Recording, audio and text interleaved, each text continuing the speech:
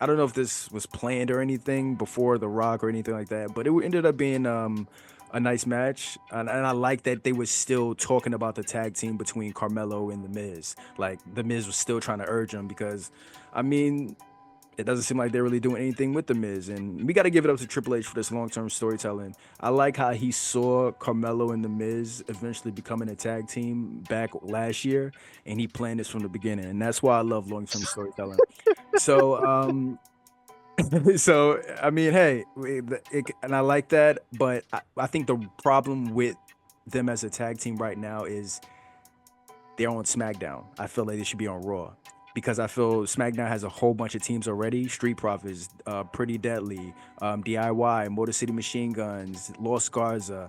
They have a lot of tag teams. Whereas Raw, I still think there should be more babyface tag teams too because even if they were on Raw, there's a whole bunch of hills on Raw in the beginning and now, other than the War Raiders. But the War Raiders should be going against the New Day at this point because the New Day doesn't really facing anybody but LWO, and LWO is useless. You see how the you see how the talent goes. You know what I mean? But I do feel they probably would be better on Raw because it's just an oversaturation of talent on SmackDown. But if they're on SmackDown, fine, have them wrestle, and maybe if they are do become a tag team, have the wrestle, have them showcase their actual talent. I like what they teased at the end of the match too, of just what you kind of said last week.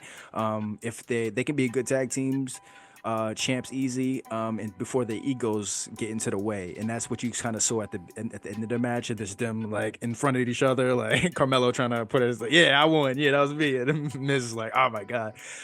So I did like that how they was teasing that. Hopefully, it doesn't just get thrown to the side. Well, that was it.